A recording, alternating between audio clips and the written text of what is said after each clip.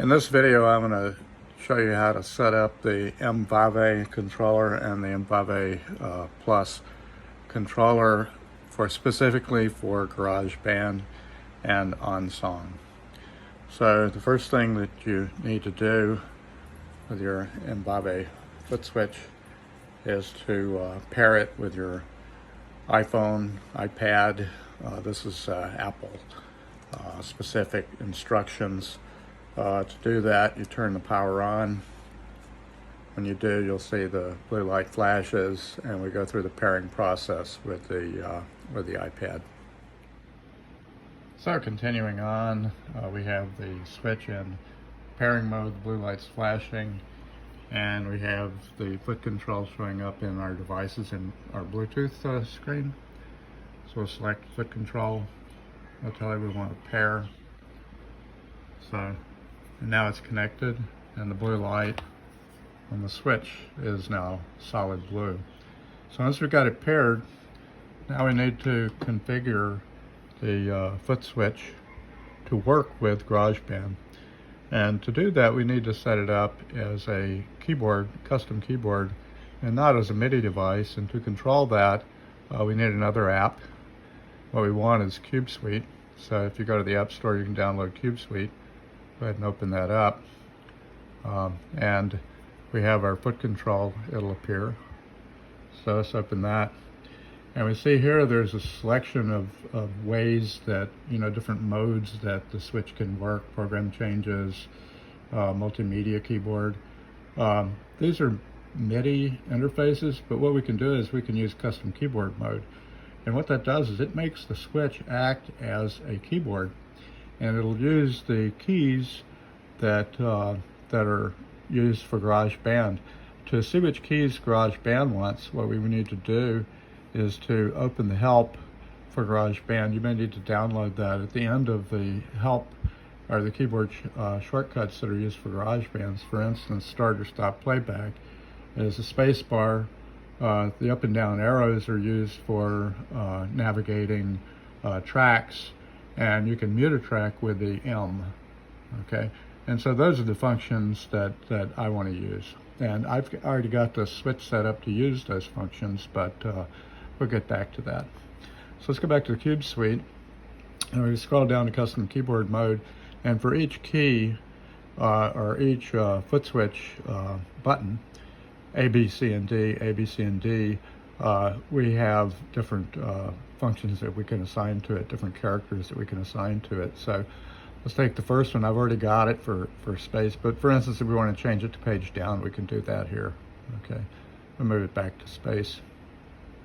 Okay, and once we got that configured, we'll save that. This saves as it goes to the switch. So now the foot switch is configured to act as a standard wireless keyboard. We can test the foot switch, for instance, in the Notes application on the iPad. The button A, okay, is set up as a space. Okay, so you can see that's working as a space, and the last button D is set up as an M. Okay, and so that'll put out M's as it goes. I got the other switches configured as up and down, and so that's all working. So you can see that all the switches doing is acting as a custom keyboard.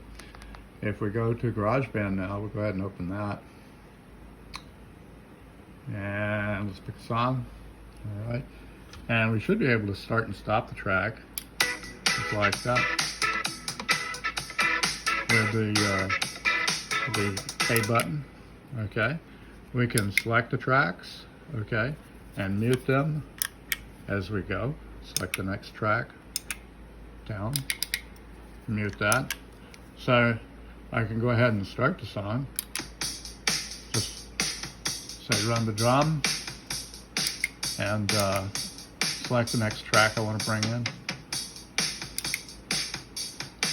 Go ahead and unmute it. Go up. So this is a pretty cool way of doing things. If you're playing along, you can start off with the drums. and stop that. You know, you can start off with the drums, join in with your guitar, go ahead and select different tracks, unmute them. For instance, if you want a bass or you want that the organ in there, works really well. So essentially, you use the controller the very same way with Onsong to scroll and start and stop the scroll, that sort of thing. You need to look at the Onsong help to see exactly what keys are used there. So anyway, that's for the standard M-VAVE controller.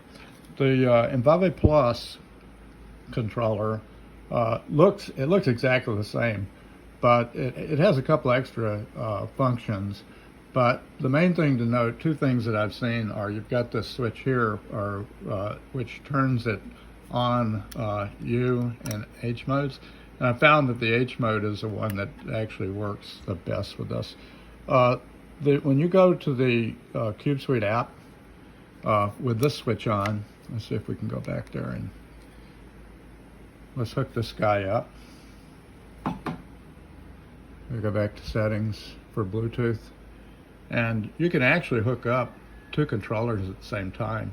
So you can see that we can hook up Control Plus.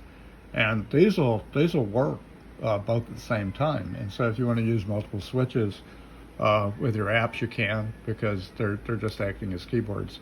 The thing is that on Cube Suite, if you look at the Foot Control Plus, let's flip this around so that you can see that.